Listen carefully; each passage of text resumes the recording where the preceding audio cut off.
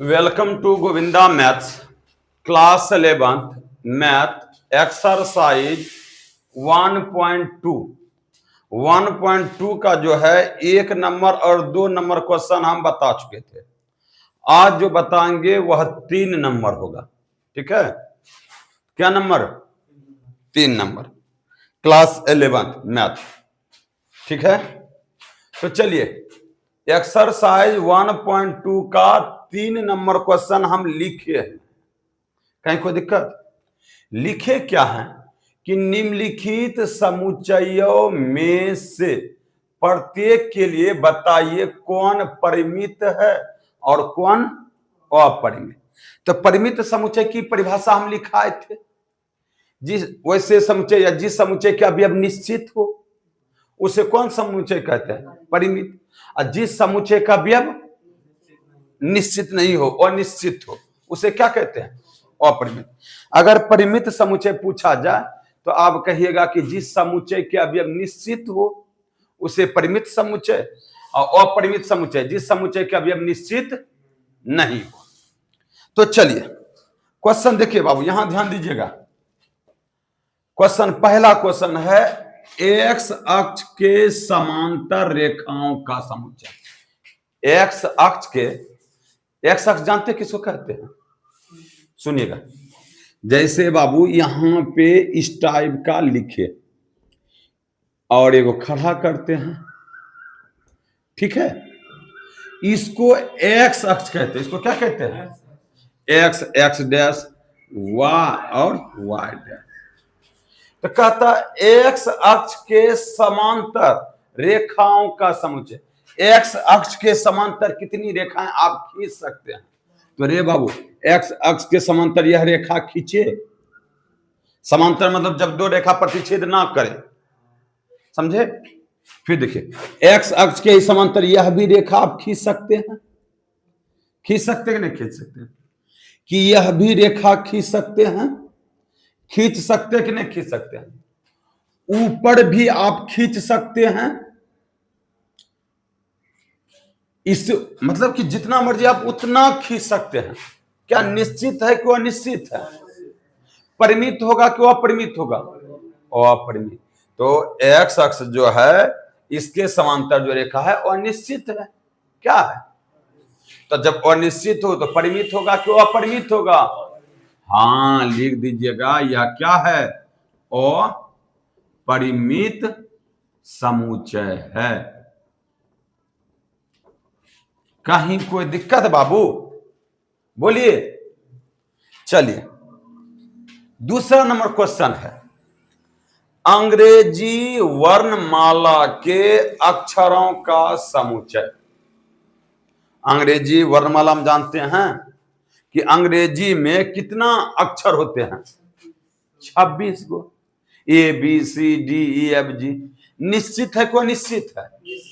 निश्चित है कि अंग्रेजी वर्णमाला में जो अक्षर होते हैं वह कितने होते हैं? 26 गो। जब यह निश्चित है तो परिमित होगा कि अपरिमित होगा? तो आप कहिएगा कि परिमित समुच्चय है। क्या बोलिएगा?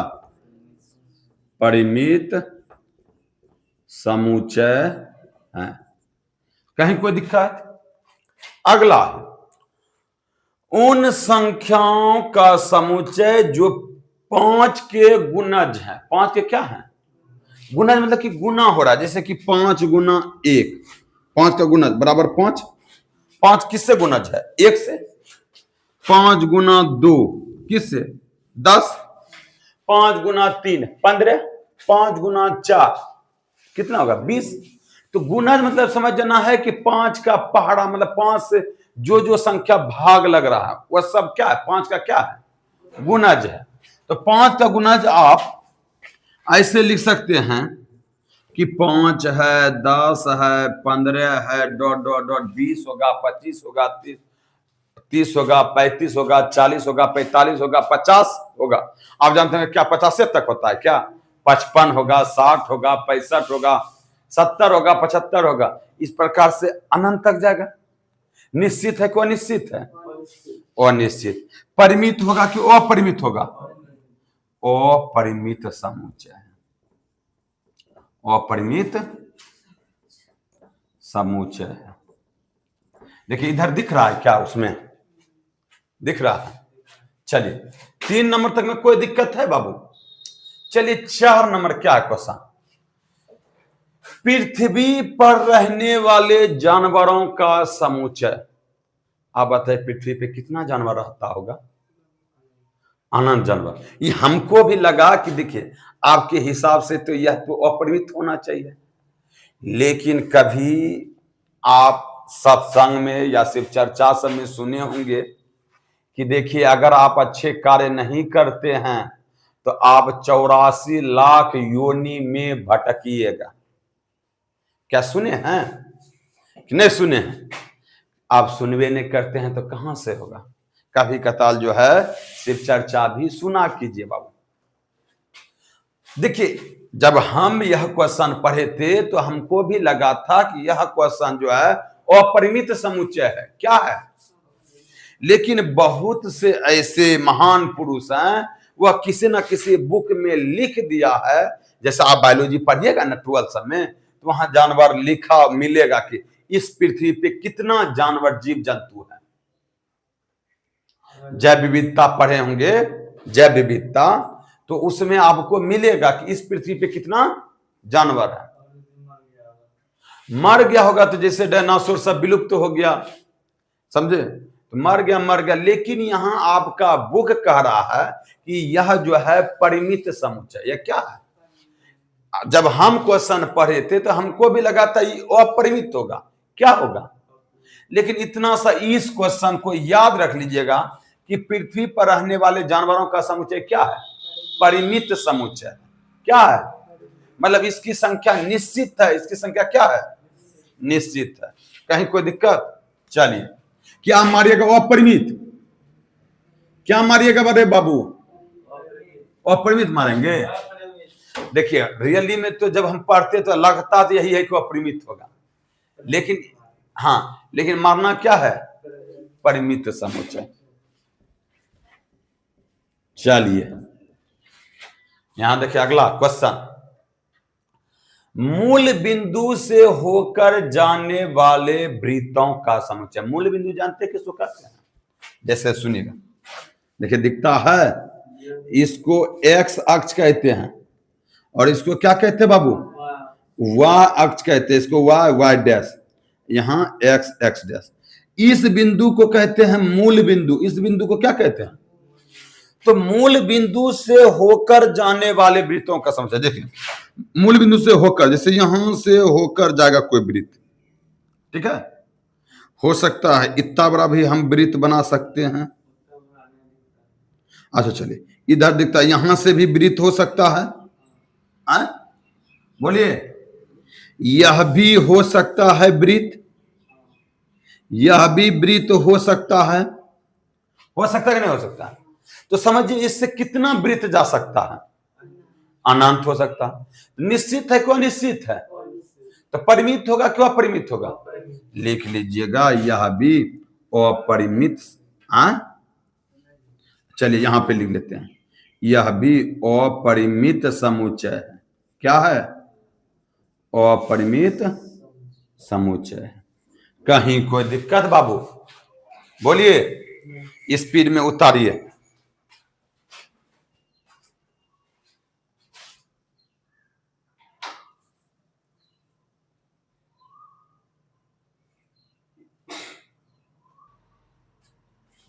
चलिए बाबू 4 नंबर। अब देखिए कितना नंबर? 4 नंबर। चलिए क्वेश्चन क्या है लिखा हुआ? निम्नलिखित में बतलाइए कि ए बराबर बी है अथवा नहीं। ए बराबर बी कब होगा? जब इसका अवयव, ए का अवयव और बी का अवयव दोनों क्या हो? मिलना चाहिए। क्रम खाली मायने नहीं रखना चाहिए। जितना ए में अवयव होगा हूबहू सब अगर बी में भी अवयव होगा तब हम कहेंगे कि ए बराबर बी है, अन्यथा ए बराबर बी नहीं है। ए और बराबर बी समान समुच्चय हुआ। समान समुच्चय की परिभाषा लिखा थे कि जब दो समुच्चय का अवयव क्या हो? समान हो, उसको ही हम क्या कहते हैं? समान समुच्चय। सुनिएगा ध्यान से, एक नंबर देखिए, ए समुच्चय यहां है और बी समुच्चय यहां है। हम देखेंगे क्या ए बराबर बी है, बोलिए, कहिए कैसे। तो ए तो उसमें भी ए है, बी उसमें भी बी है, सी इसमें भी है, डी इसमें, खाली उल्टा पुल्टा हो गया कि क्रम मायने रखता नहीं। तो क्या ए बराबर बी है कि नहीं है? अगर इसमें कुछ एक्स्ट्रा चीज दे देता तो हम कहते हैं कि ए बराबर बी नहीं। चलिए, ये ए बराबर बी है, कहीं कोई दिक्कत? दूसरा हम देखते हैं, यहां 4 है, 4 है, 8 है, 8 है, यहां 12 है, क्या उसमें 12 है? 12। क्या ये दोनों ए बराबर बी है? नहीं है। कुछ भी अलग हुआ तो हम कहेंगे कि ए बराबर बी नहीं है। हम कहेंगे A is not equal to B. कहीं कोई दिक्कत? सुनिएगा, ई तो 2 4 6 8 10 लिखा हुआ है, ई रोस्टर रूप में है। किस रूप में है? ई समुच्चय निर्माण रूप में है। ई क्या है? तो इसको रोस्टर रूप में बनाते हैं। देखिए कैसे बनाएंगे, बी बराबर एक्स सच दैट एक्स, मतलब एक्स इस प्रकार है कि सम धन पूर्णांक है। सम धन पूर्णांक, धन पूर्णांक मतलब होता है कि 2 4 6 8 ये सब सम धन पूर्णांक हो गया। क्या कर रहा है? x less than equal to 10, मतलब x जो है इस प्रकार है कि सम धन पूर्णांक है लेकिन 10 से छोटा या बराबर है। 10 से छोटा या, तो 10 से छोटा 2 4 6 8 और 10 ये सम धन पूर्णांक हुआ। सम है, धन मतलब धनात्मक है। यहां इसका मतलब समझते हैं कि x छोटा है, इसका मतलब क्या हो गया? और क्या है? बराबर। क्या है? कहीं कोई दिक्कत? मतलब क्वेश्चन कह रहा था कि सम धन पूर्णांक है, x इस प्रकार है, x इस प्रकार है कि x जो है ना सम धन पूर्णांक है लेकिन 10 से छोटा या बराबर। ये अगर साइन दे दिया जाए या चिन्ह दे दिया जाए तो आप समझिएगा बराबर हुआ। ये नहीं रहता तो हम कहते हैं 10 से क्या है? छोटा। जिधर मुंह बंद रहता है ना उधर छोटा होता है, जिधर मुंह खुला होता है उधर क्या होता है? बड़ा। तो x छोटा है 10 से और बराबर भी है। क्या है? तो बाबू सम धन पूर्णांक मतलब कि 2 तो होगा ही, 4 होगा, 6 होगा, 8 होगा, 10 होगा, क्या 12 भी होगा? नहीं होगा, 10 तक होगा। कहीं कोई दिक्कत? आप देखें क्या ये दोनों बराबर है? तो 2 2 4 4 6 6 8 8 10 10 मिल रहा है। हम कहेंगे ए बराबर बी। कहीं कोई दिक्कत? चलिए 4 नंबर, ये तो बाबू रोस्टर रूम में दिया हुआ है। ये क्या है? समुच्चय निर्माण रूप में है। इसकी भाषा क्या है? देखिए x इस प्रकार है कि x संख्या 10 का एक गुणज है। 10 का एक क्या है? 10 का गुणज मतलब होगा कि 10 का पहाड़ा समझ जाइए। 10 20 30 40 50 60 यही ना हो गया है। देखिए 10 का गुणज का मतलब हो गया कि 10 20 30 40 50 डॉट डॉट डॉट। क्या ये दोनों सेम है? देखिए 15 है, देखिए 10 है, 15 है, 20 है, 25। इसमें है 10 15 20 25। इसमें 10 है, 20 है, 30 है, 40 है, 50 है। इसमें 10 है, 15 है, क्या है? 15 है। तो हम कहेंगे कि ए इज नॉट इक्वल टू क्या हो गया? बी। कहीं कोई दिक्कत? तो रे बाबू आज का क्लास हम यहीं तक रखते हैं, ठीक है। अगर आप लोगों को वीडियो अच्छा लगा हो तो लाइक कीजिए, कमेंट कीजिए। अगर चैनल पे नए हैं तो चैनल को सब्सक्राइब कीजिए और दोस्तों में भी शेयर कीजिए, ठीक है। चलिए उतार लीजिए बाबू।